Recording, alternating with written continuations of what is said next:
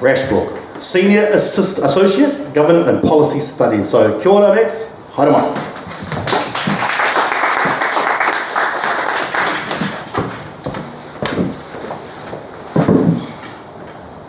Kia ora te whānau. Be a quick moment while I get my presentation running. Charlotte, I think it's on. Oh, sorry. I knew I'd come up with something. Even running on time. Yeah, I'm watching the clock for a change. Ahead of time. I'm just trying to do my mouse thing here.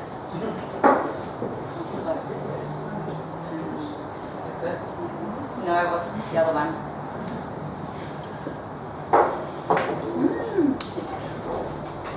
Why didn't it come up? It's up there. It's not behind you. It's there. We can't see it. We only need to be able to see them on this. You've got to have faith. I mean, It's not showing up there, though. That's weird. If you press the down arrow, does it change to another? Yep. I'll show you. Okay, excellent. Thank you. Good. It's all right. I can't see it on the screen in front of me, but it's like a panto. You just have to shout it's behind you. It'll be fine. Kia ora te whānau. Lovely to be here. Thank you very much to Charlotte and everyone else who's been involved in organising this. Thank you for your hospitality. Thank you, Alan and Hannah, for those fantastic contributions. Just for the sake of variety, I'm not from the Salvation Army, either presently or past. In fact, Could be in the future. I mean, Yeah. Don't rule it out. Don't rule it out. And I don't even have a particularly obvious personal story around all of this. I remember a few years ago, actually, I was doing a talk up at Unitec in Auckland, and they cater for a lot of second chance learners, a lot of people who weren't well served by the education system first time round. And I did my usual talk with all sort of the graphs and everything, and afterwards a young woman came up to me and she said, I had a question for you. Are you from the struggle or the 1%? And she was obviously, and I'd never heard the phrase "a from the struggle," but had a reasonable idea of what she meant. And she was just obviously, baffled by why this sort of, well-spoken young man in a suit, cared about these issues around poverty and inequality. And I had to say that, although I wasn't precisely from the 1%, definitely much closer to that end of things than from the struggle.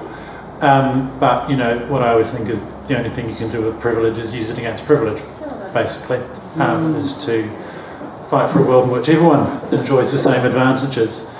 And I worry, and what I'm going to talk about in the context of the budget, is that there are growing divides in New Zealand, growing disparities, which start with income and wealth, but go well beyond that.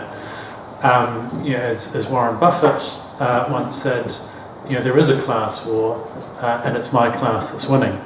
And I think that's something we all need to be very worried about. So, obviously I'm aware that I'm addressing a room of people who are very concerned about poverty, and that's very relevant to the budget and things like that. But I always like to talk about poverty in the context of inequality, because I think you can't really understand poverty without understanding affluence. And so that to talk only about poverty is like looking at half of a picture of kids on a seesaw. Very hard to understand why one of them is in the position they are in without being able to see the other one as well. So we have to see both ends of the spectrum at the same time if we're going to make sense of them. And, therefore to understand some of the choices that the government makes. So I want to put the budget in a bit of context around the disparities that exist in Aotearoa New Zealand.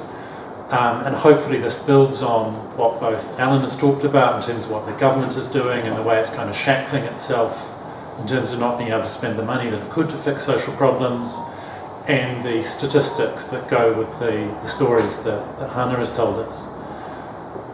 Now what this graph does is it sort of paints a story, if you like, of the kind of economy that we have built in the last 40 years in this country, and where the rewards of that economy go, who is doing well and who is doing poorly, and how we might think about some of those disparities, some of that poverty in the context of some of that affluence.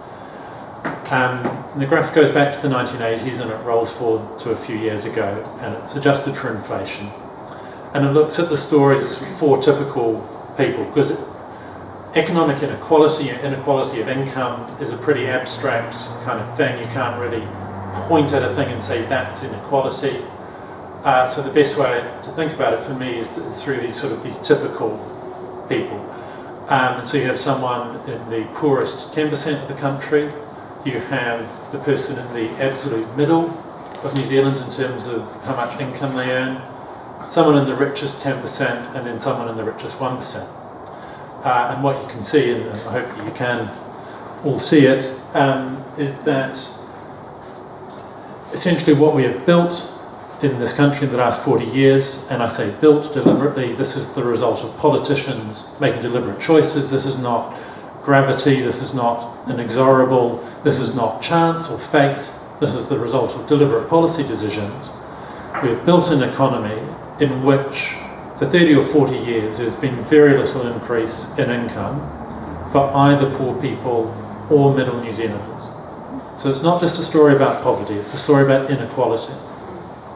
For both those groups, incomes have maybe, over 30 years have maybe increased 30%.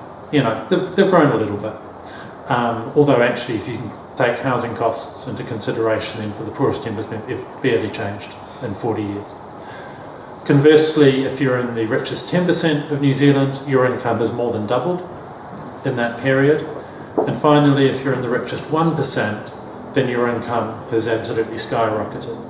And it's very noticeable to see how that top line, the income for someone in the richest 1% of New Zealand, really took off in the 80s and 90s, just as poverty was also soaring. Just at the same time that the rates of preventable diseases for children were soaring, just as we were starting to develop that world in which we just started to accept that children will live in houses that are damp and mouldy and that cause them respiratory diseases and put them in hospital and sometimes even kill them. Those things all started to happen at the same time as a result of deliberate policy choices to, slash the incomes of beneficiaries, to cut the top tax rate so that we ask less of our richest citizens, just at the time where we stopped consistently investing in state housing, at the same time that politicians really started attacking unions and the solidarity and the bargaining power of ordinary New Zealanders. So that's what we've built in the last 40 years in terms of income. An economy where the rewards go disproportionately to those who are already doing well, and where we have this growing need at the bottom. And of course that growing need is very unevenly distributed. People from my demographic, much more in the top 10%, whereas if you're Māori or Pacifica, you've got twice the chance of being in poverty that you do as if you're Pākehā. And rates of poverty, of course, very elevated, particularly amongst sole parents, disproportionately female amongst people with disabilities. So it's a very uneven story, and there are unevennesses within the unevennesses. So that's sort of the inequality of income, in terms, income being the wages and salaries, the flow, what we use to try to get through the day-to-day, the week-to-week. But I often say that if income is the present, then wealth is the future. So as opposed to the income that you use to pay your day-to-day bills, having wealth, if you're fortunate to have any, owning a house, having money in the bank, anything like that, that's what you use to plan for the future. It gives you confidence, it gives you security, it gives you solidity, it gives you something to borrow against in tough times.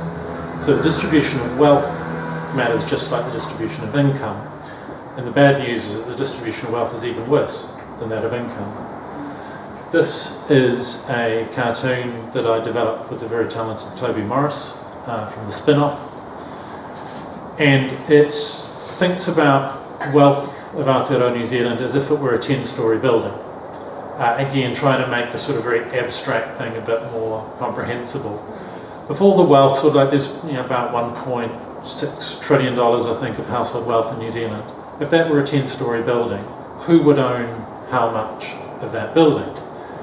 And the figures actually, since Toby and I worked on this, it's not the figures have got worse, it's our understanding of how bad they are has improved. The wealthiest 1% of New Zealanders, so that's 40,000 adults, just 40,000 adults, not even about the size of a town, I guess, in New Zealand, they own a quarter of the entire country. So in this metaphorical 10-storey building, they would have the top 2.5 floors all to themselves, even though they're a tiny number of people, and then metaphorically just be bouncing around in all that space. Their colleagues in the rest of the top 10% have got about another 40% or so. So the top 10% between them have got about 70% of all the wealth in the country. And I should say this is wealth in the sense of assets minus debts, it's net worth. The next 40% on down, so it's your sort of classic middle classes, they've got about what they would have in a perfectly egalitarian world. They've got about another 40% of all the wealth. Well, actually less than that. Anyway, where you end up with all of that is that the poorest half of New Zealand, so that's 2 million adults, so 2 million of us, there's a huge tranche of people, have got 2% of all the country's wealth. So in this metaphorical building, they don't even have the bottom floor all to themselves, they're crammed into a corner of it.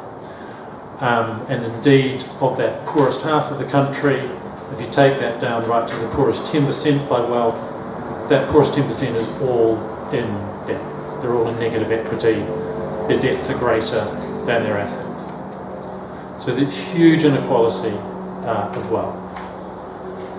And of course, that income and wealth is sort of important in itself up to a point, but of course what it really matters in terms of is what kind of lives can people lead. And of course, Hannah and Alan in their own ways have already referred to this.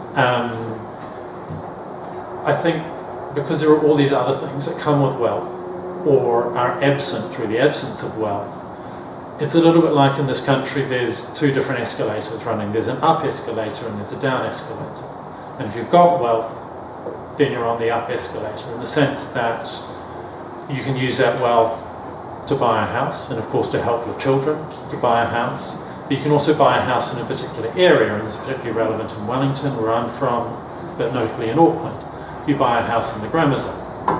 And what that gets you is not always actually a better education, because there's fantastic teaching at SR1 schools, but it gets you networks and it gets you access to opportunities. One of the most powerful bits of reporting in New Zealand, I think came a few years ago from Kirsty Johnston at the Herald, where she looked at university courses like law, medicine and engineering, and where do they recruit from.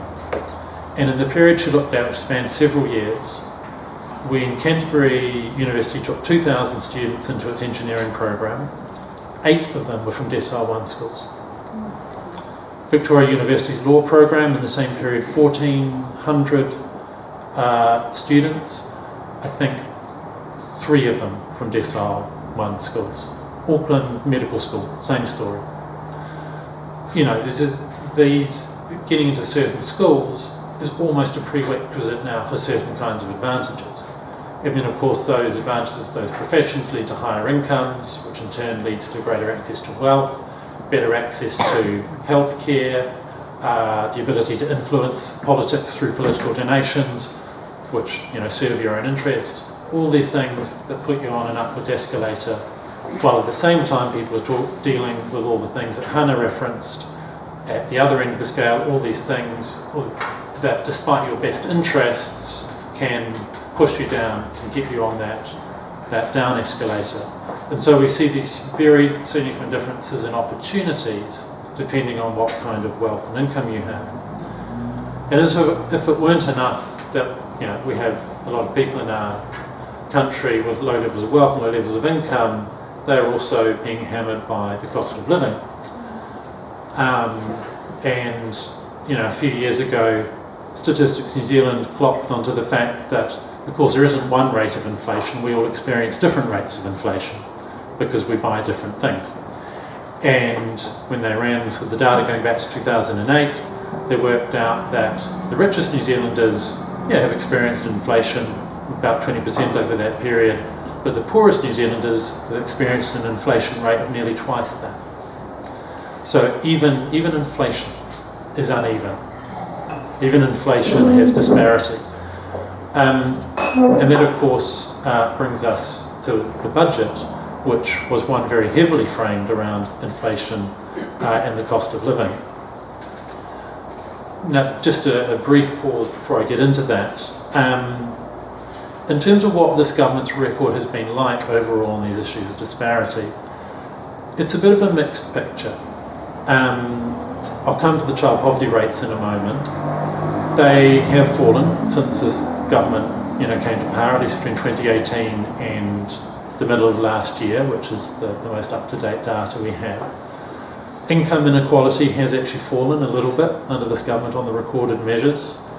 Wealth inequality, well, we all know about the gap between renters and homeowners, and that's a massive one. Beyond that, not a huge amount of change.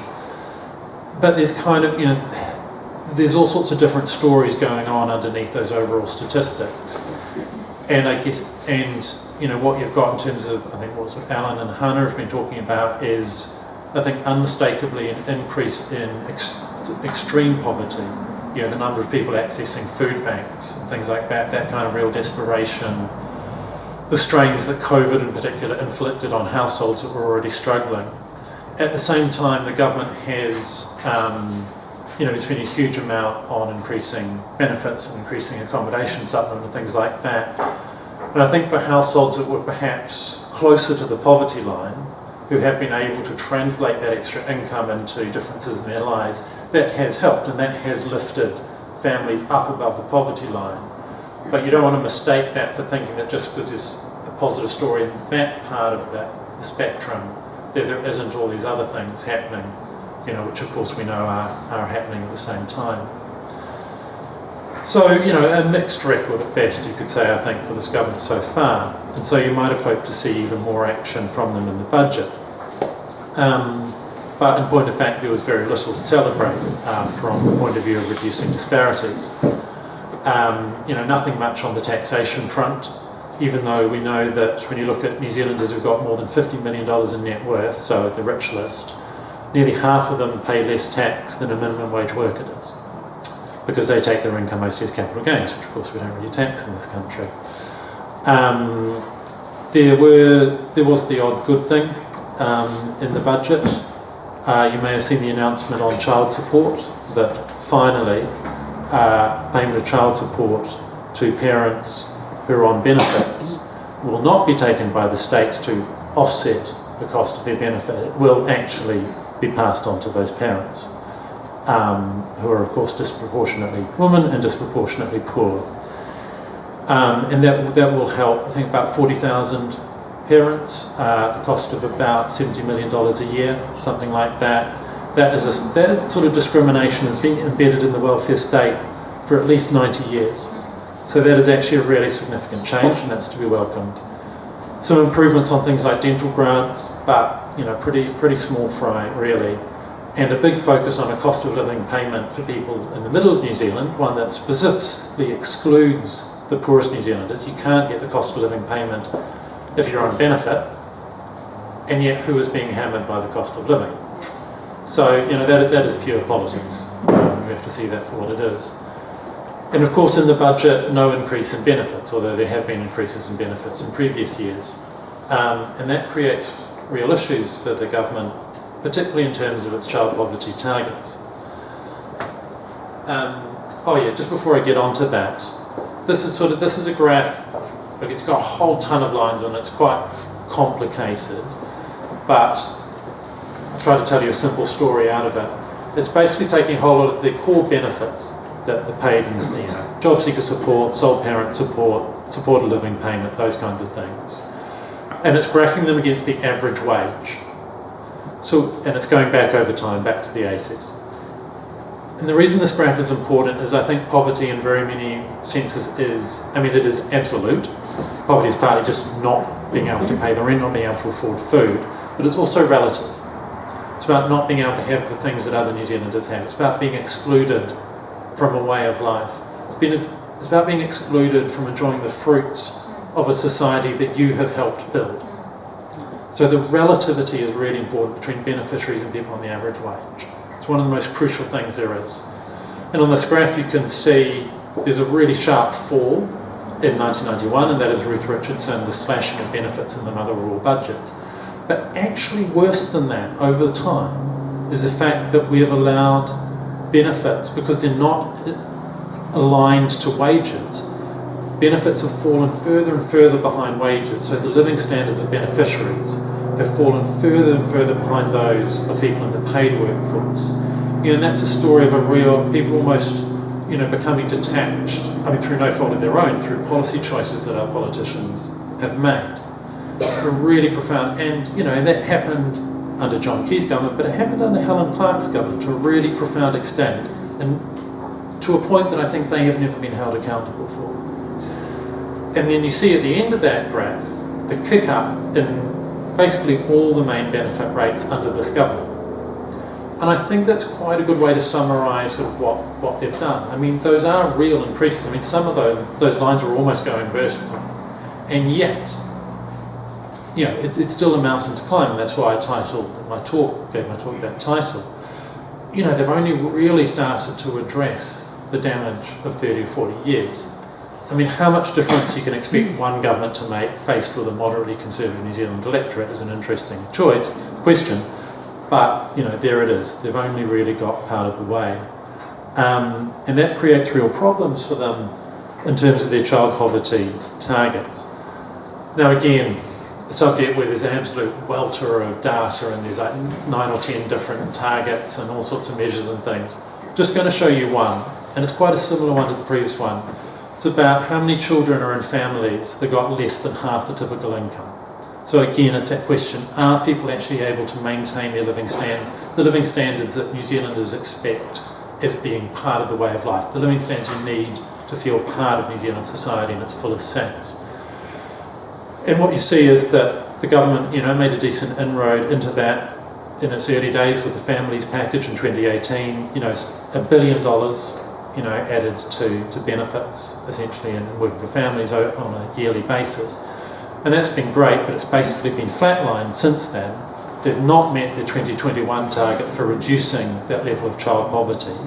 And as you can see, they don't look like really anywhere near meeting the targets for 2024 or even for 2028. The child support change at this budget is the difference between the dotted line, what would have happened without the child support change, and the solid line. So that will drop child poverty again a little bit, and look, that's good.